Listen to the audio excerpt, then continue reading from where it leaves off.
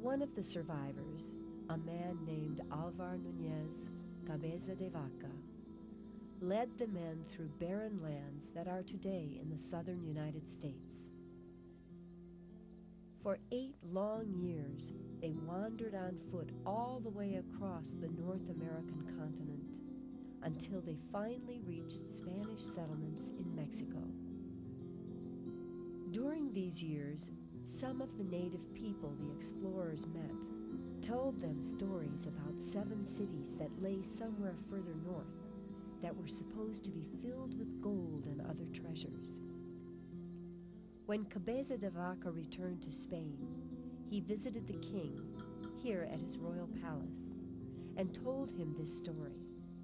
He hoped the king would let him lead a new expedition to search for gold in North America. But the king had already decided to give this job to another man named Hernando de Soto.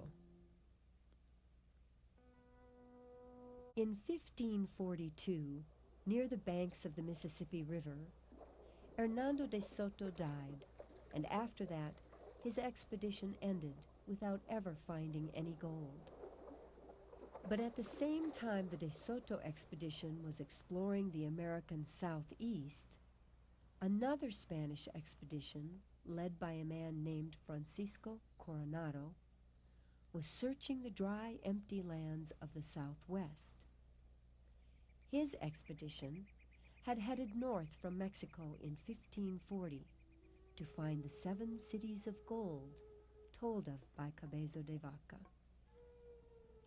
The Coronado expedition was made up of over 1,000 people, along with hundreds of horses and huge herds of cattle and sheep that the explorers used for food. As the expedition slowly moved further north, oxen pulled carts like this one that were filled with supplies.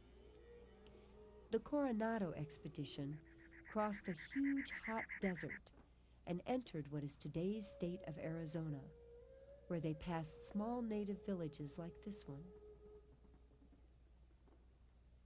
As they traveled further north, it got cooler and the scenery changed.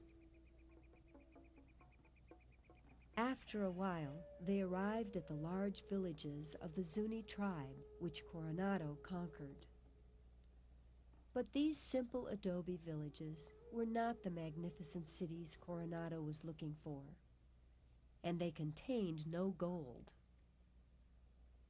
Meanwhile, as Coronado camped at the Zuni villages, far to the southwest, at the mouth of the mighty Colorado River, a ship lay at anchor with more supplies for his expedition, but no one from the expedition was there when it arrived. The men from the ship began to worry and set out to find Coronado, and they searched far up the river before finally giving up. Coronado needed the supplies from the ship, but by the time his men got to the meeting place, the ship had already sailed back to its home port in Mexico with all his extra supplies. That is one reason why his expedition had to take more food from the native people than they had planned. As time passed, Coronado decided to send out search parties in the hope that they could still find the 7 cities of gold. One search party went west, and they discovered the Grand Canyon, while another group headed east, passing the ancient city of Acoma seen here, which perches high on a rocky mesa. Soon that group reached the native villages that stood along the banks of the Rio Grande in today's state of New Mexico. And here, just as they had done in other villages, the Catholic priests of the expedition tried to convert the people from their own native religion to Christianity. Later on, part of Coronado's expedition moved further east, crossing a range of mountains to reach the great pueblo of Pecos seen here. From Pecos, Coronado explored east out onto the flat grasslands we now call the Great Plains. and along the way they hunted buffalo for food.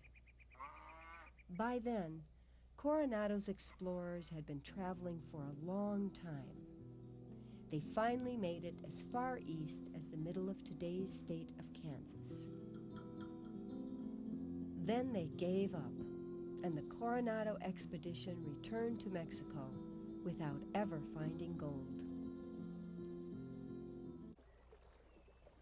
As we have just seen, most of the men from Spain who explored North America were searching for gold. And in this search, they often brought death and destruction to many tribes of innocent Native Americans. But besides these bad things, they made good maps and kept careful records of all that they had seen. They collected facts. Because of their explorations, knowledge of the world and its people was greatly improved.